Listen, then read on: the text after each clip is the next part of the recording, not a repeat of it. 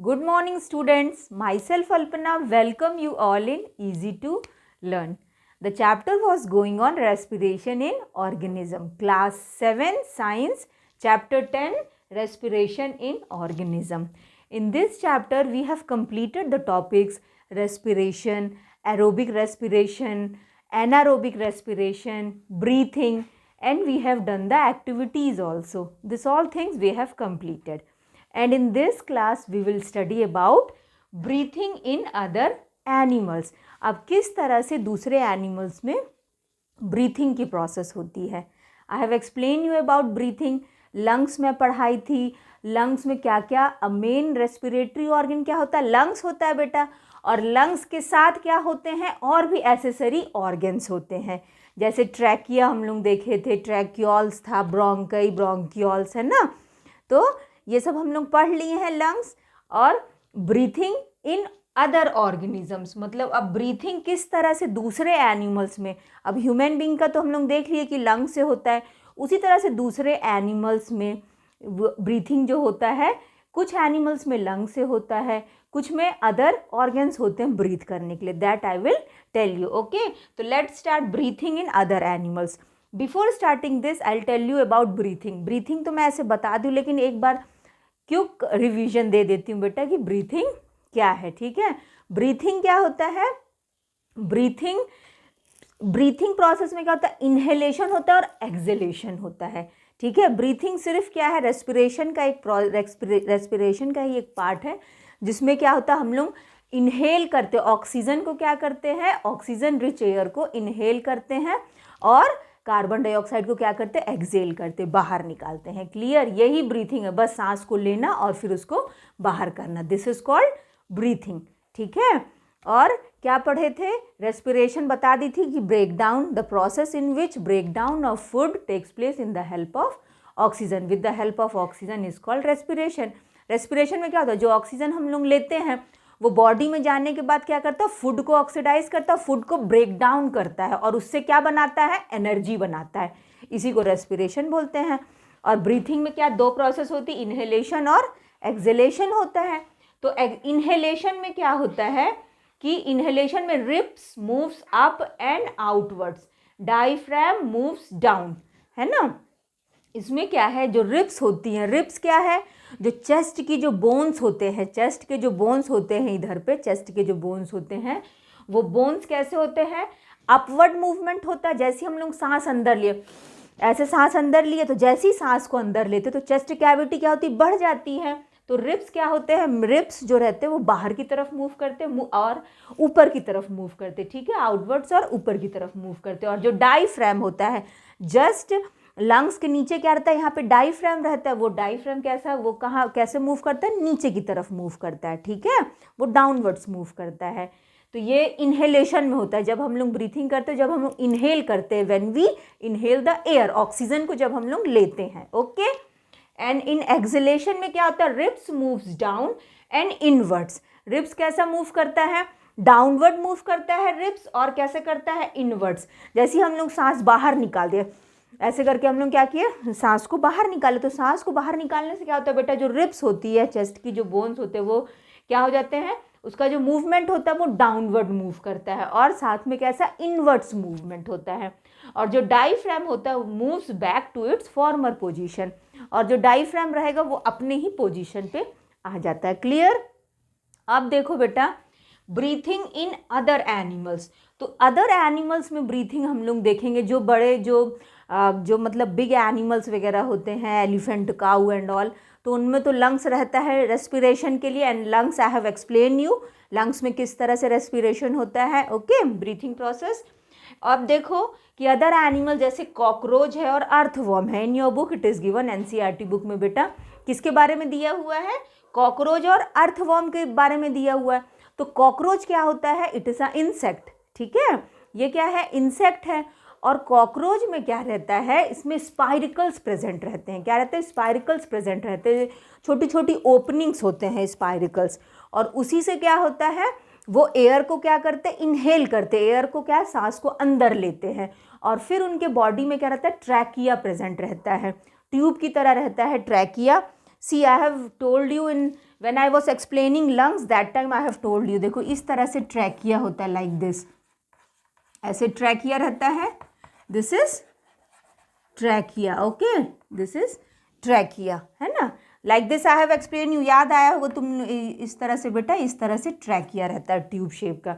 तो जो कॉकरोच में जो स्पाइरिकल्स रहते हैं, छोटी छोटी ओपनिंग, उससे वो क्या करते हैं, एयर को लेते हैं और फिर वो ट्रैकिया के थ्रू, ये ट्यूब के थ्रू एयर क्या होता है, ऑक्सीजन क्या होता है, उनके बॉडी में जाता है और फिर सेम इसी तरह जो कार्बन डाइऑक्साइड रहता है, ये ट्यूब ट्रैकिया के थ्रू स्पाइरिकल से बाहर आ जाता है। क्लियर?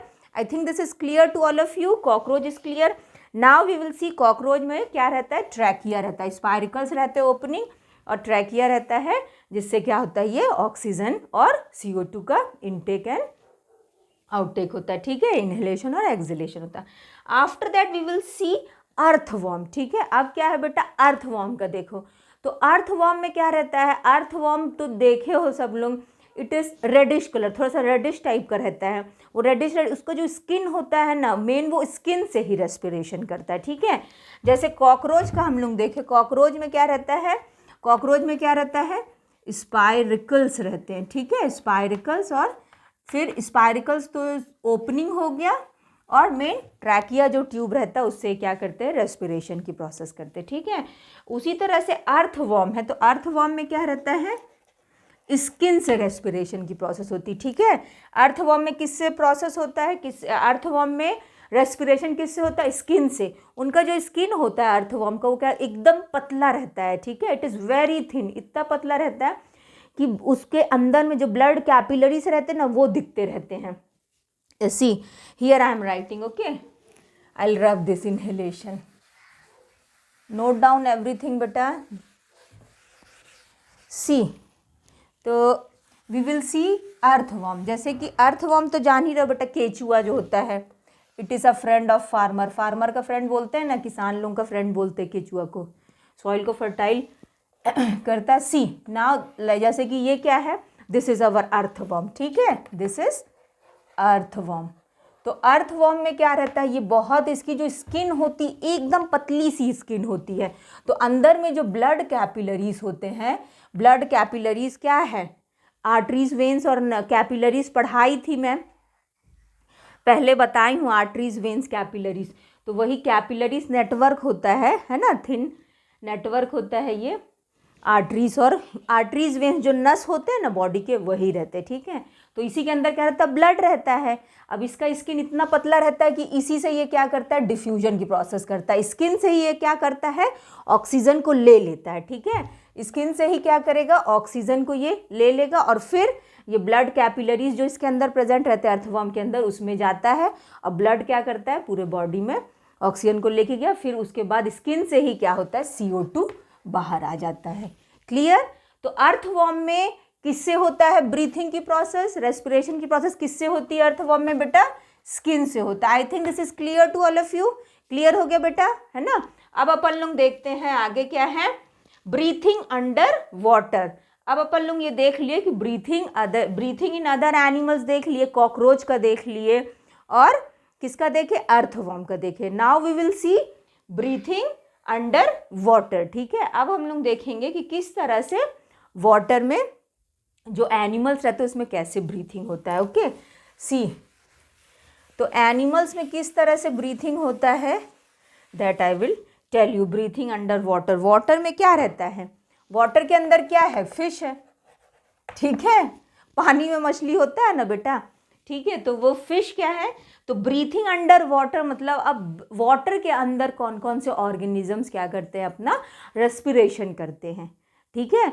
तो अगर हम लोग फिश का बात करें, ठीक है, fish is aquatic animal, fish का अगर हम लोग बात करें तो फिश क्या है, फिश में जो मेन रहता है रेस्पिरेशन के लिए, ब्रीथिंग के लिए, दैट इज गिल्स। क्लियर? क्या होता है, गिल्स होता है रेस्पिरेशन के लिए। फिश किससे रेस्पिरेशन करती, गिल्स से। जैसे इस तरह से, see like this fish is there, है ना, इस तरह से फिश है। तो फिश में क्या रहता है, फिश के दोनों साइड पे, जैसे ये फिश है तो फिश ऐसे, ये फिश है तो फिश के दोनों साइड पे क्या रहता है, गिल्स प्रेजेंट होती है, इस तरह से गिल्स रहता है, ठीक है, ये देखो ऐसे गिल्स रहता है प्रेजेंट। जो रेड कलर का किनारे, जो कभी भी फिश जब पानी में देखोगे फिश को क्या करता है कि अपने यहाँ पे उसका ओपरकुलम, ये जिससे ये गिल्स को क्या करता है कवर करके रखता है, जिससे उसको क्या बोलते हैं ओपरकुलम बोलते हैं। ठीक है, क्या बोलते हैं बेटा, this is called operculum and this one is the gills. ये क्या होता है, ये क्या होता है, गिल्स होता है। ठीक है, ये क्या है, ओपरकुलम, जिससे गिल्स कवर रहता है उसको क्या बोलते हैं, ओपरकुलम बोलते हैं। और गिल्स इस तरह का गिल्स होता है, जैसे जैसे कोम्ब होता है, कोम्ब कंघी जो होता है, तो वही सेम लाइक दैट इस तरह से ना गिल्स रहते हैं। अंडरस्टूड, इस तरह से बेटा गिल्स अरेंज रहते हैं, फिश में ऐसे गिल्स रहते हैं और उसके अंदर क्या रहता है, ब्लड कैपिलरीज रहता है। ठीक है, कैपिलरीज वही आर्टरीज, वेन्स, कैपिलरीज है ना, जो नस रहती जो ब्लड को कैरी करती है। ठीक है, तो इसी के अंदर ब्लड कैपिलरीज रहती है और वो ब्लड को क्या करता है, ब्लड फिर क्या जैसे ही क्या करेगा, फिश अपने ओपरकुलम को खोला, यहाँ से ओपरकुलम उसका खुला, वो पानी से क्या ले लेता है, ऑक्सीजन को ले लेता है। तो गिल्स से क्या ले लेगा, गिल्स क्या ले लेगा, गिल्स क्या करेगा, ऑक्सीजन को ले लेगा। ठीक है, और फिर ये पूरे बॉडी में जाएगा और फिर बॉडी से जो CO2 रहेगा वो गिल्स के थ्रू क्या होता है, बाहर आ जाता है। I think this is clear. Gills clear हो गया, फिश में किस तरह से रेस्पिरेशन होता है। I think you all have understood बेटा। अब अपन लोग आगे देखते हैं कि जिस तरह से हम लोग डिफरेंट एनिमल्स में देखे, ह्यूमन बींग्स में देखे कि ब्रीथिंग की प्रोसेस कैसी होती है, same like that we will see in plants also, कि प्लांट्स में किस तरह से रेस्पिरेशन होता है। Okay, so I am going to rub this.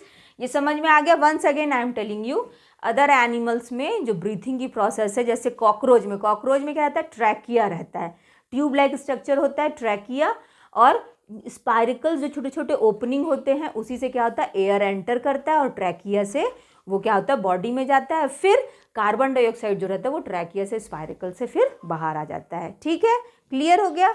और अर्थवर्म में क्या होता है, स्किन से ही रेस्पिरेशन होता है, स्किन से ही क्या होता है, स्किन से ही वो ऑक्सीजन लेता है और फिर कार्बन डाइऑक्साइड को बाहर कर देता है। जो स्किन रहता है एकदम मॉइस्ट रहता है, स्लिपरी रहता है, एकदम मॉइस्ट रहेगा, गीला गीला रहेगा, और उससे वो क्या करता है, ऑक्सीजन उसमें मिलता है स्किन में और वो बॉडी के अंदर चला जाता है। क्लियर बेटा।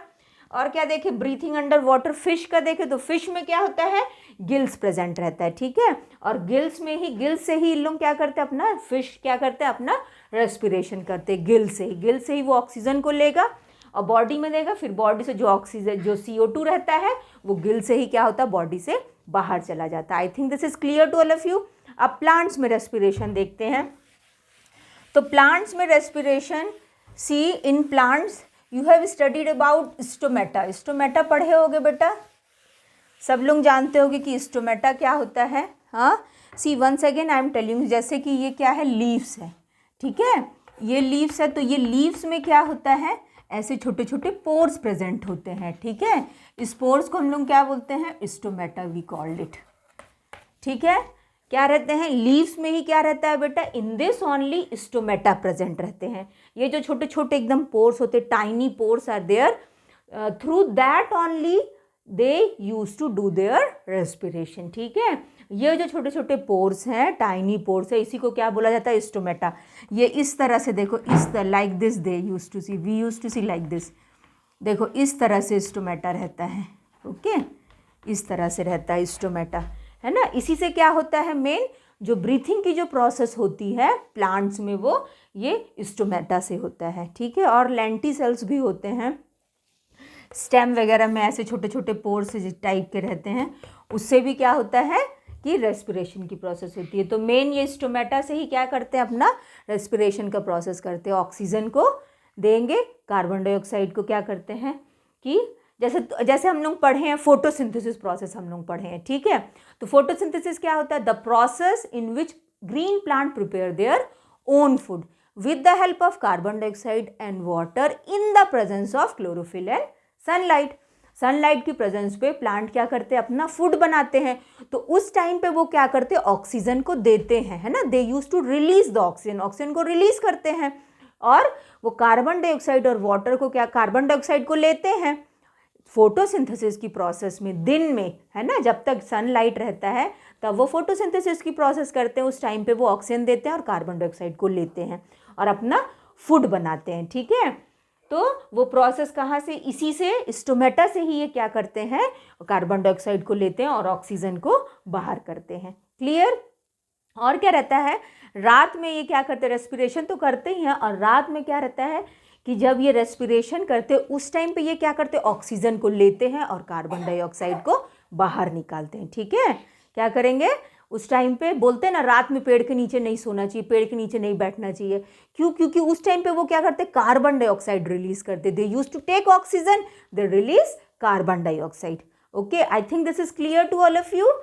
तो इस तरह से ये क्या करते हैं, प्लांट भी अपना ब्रीथिंग का प्रोसेस करते हैं। ओके, समझ में आ गया। तो स्टोमेटा से क्या करते हैं, ये अपना ब्रीथिंग का प्रोसेस करते हैं। और क्या रहता है, ऐसे रूट हेयर्स भी रहते हैं, इस तरह से रूट हेयर से भी क्या करते हैं, they use to do their respiration. Root hairs जैसे सॉइल है, रूट हेयर्स, रूट में रूट्स में जो रूट हेयर्स है उससे भी ये क्या करते हैं, रेस्पिरेशन की प्रोसेस करते हैं। ठीक है, सॉइल में जितना भी, सॉइल में जो एयर है उससे वो क्या करते हैं, ऑक्सीजन को लेते, कार्बन डाइऑक्साइड को देते हैं।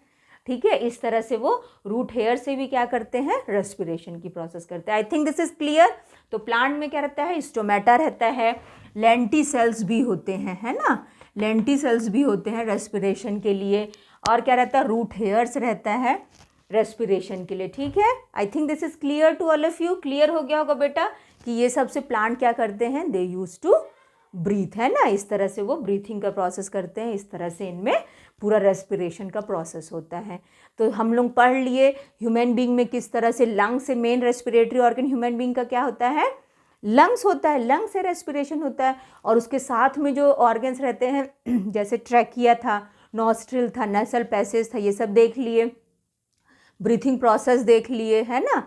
और क्या देखे कि किस तरह से कॉकरोच में रेस्पिरेशन हुआ थ्रू ट्रैकिया, अर्थवॉर्म में स्किन से हुआ, है ना, और फिश में गिल से हुआ, और प्लांट्स में कैसे हो रहा था, स्टोमेटा से। तो I think this is clear to all of you. ये समझ गए रेस्पिरेशन की प्रोसेस, ब्रीथिंग क्या होता है, रेस्पिरेशन क्या होता है। I think this is clear to all of you बेटा, समझ में आ गया। अब हम लोग को ये सब समझ में आ गया होगा, मेन स्टोमेटा रहता है।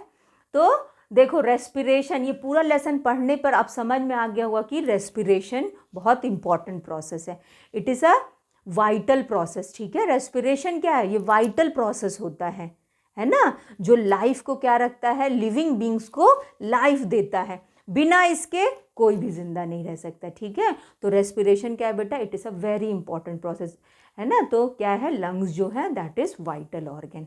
क्लियर, समझ में आ गया। तो रेस्पिरेशन क्या है, it is a vital process. Okay, क्योंकि क्या होता है वाइटल, क्यों, क्योंकि वो हम लोग को क्या रखता है, लिविंग रखता है, बिना रेस्पिरेशन किए, बिना ब्रीथ किए, सांस लिए कोई नहीं रह सकता है। तो I think this is clear to all of you. Okay, now we will see in our next class, we will see question answers of this chapter, and I'll give you some important questions also. Okay, thank you students, good day all of you, take care beta.